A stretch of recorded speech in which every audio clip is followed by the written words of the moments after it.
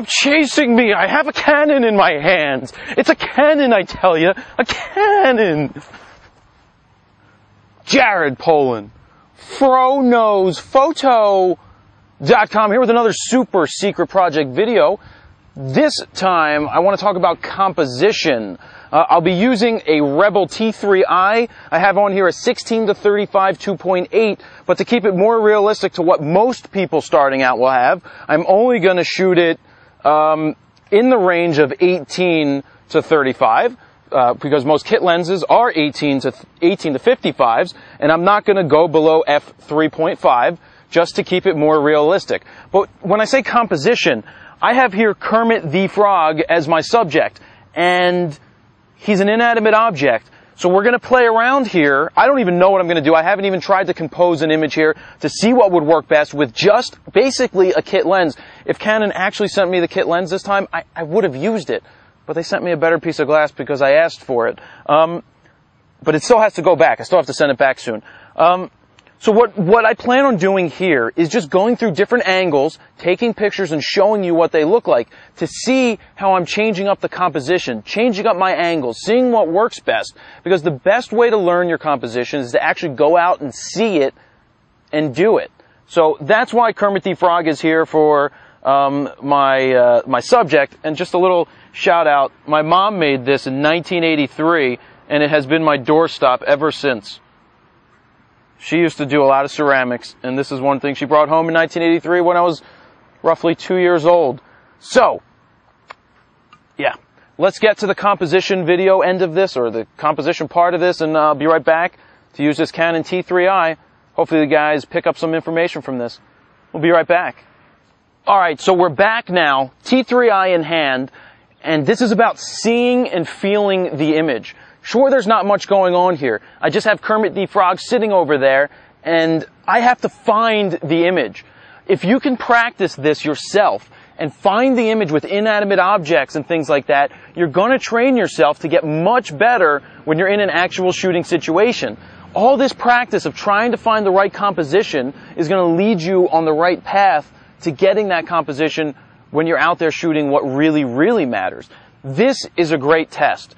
I have to sit here and work through the different, it's not the biggest range of lenses. It doesn't go 18 to 55 like those kit lenses. It's going to go 16 to 35, but like I said, I'm only going to shoot from 18 to 35 and at the lowest aperture of 3.5. And that's going to have to change as I hit 35 because most cameras, when you don't have the 2.8 lenses, are going to do that.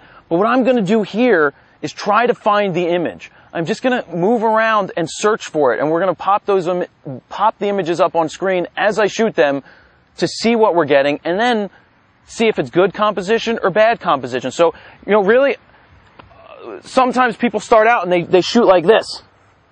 So let's see, that's at 35. Fully standing up, shooting the child or whoever down at a low angle, and it looks like this. What could you do to make that better? First things first, if this is my subject, I'm getting down on my subject's angle because this is how you want to photograph a child. Or a subject on this low angle. Boom. Let's see what this looks like. There you go. Now right now I'm in aperture priority. We're not going to worry too much about the exposures right now because this is all about composition. So there's, oh, I thought I had a bug on me. I don't like bugs. There's the first image, not very interesting. There's the second image, getting even better. I like that angle. Do you see what I did? I threw them off to the right-hand side. Now let's put them right in the middle.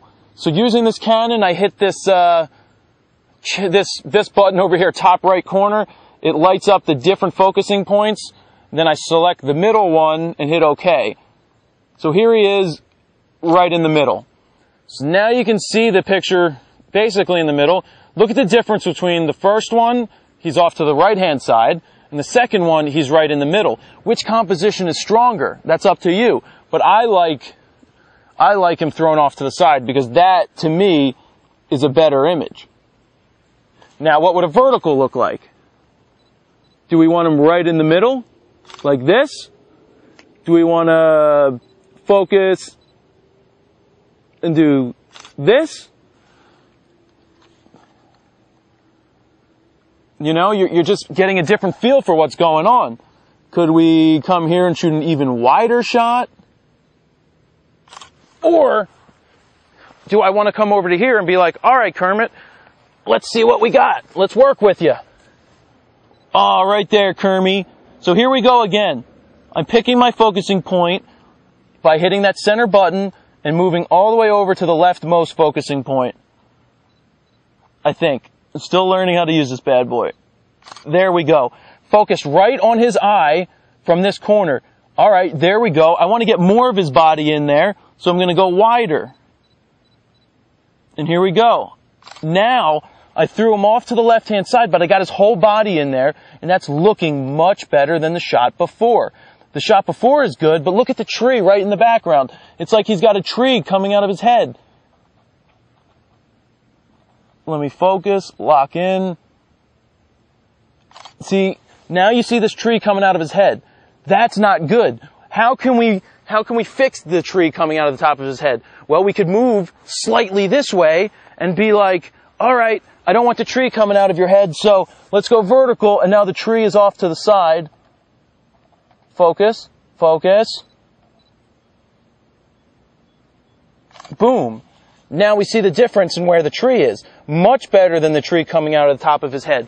So really what this is coming down to is just seeing what's going on in the frame, what's going on in the background, what's going on in your sight lines. It's all about seeing. It's not just about where your subject is or what your subject's doing. He's not moving. I have to move myself. Many times when I'm shooting models, I don't ask them to move if they're in a bad place. I'll move myself, and last resort is ask them to move, because I want to see the image. I'm always looking through the camera going, all right, let's see, what could be the right angle? Because you want to look through the camera because that's what your image is going to be.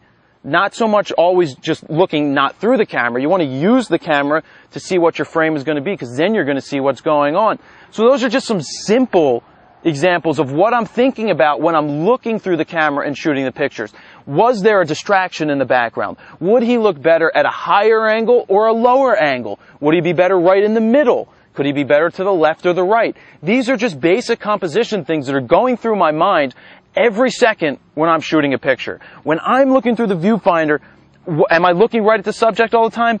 No, I'm focusing on the subject, but I'm checking the outer border. Is there something protruding through the outer border that doesn't need to be there? Is there a distraction? I don't know, but that's what I'm looking for and what I'm thinking about. So that's about it for a basic thing on composition right now. I hope these images help you out. I hope it gives you a little bit of insight into what I'm thinking about, so you can try to think about that as well. So that is another super secret project video, this time composition with Mr. Kermit the Frog. Kermit, thank you very much. Jared Polin, FroKnowsPhoto.com. See ya!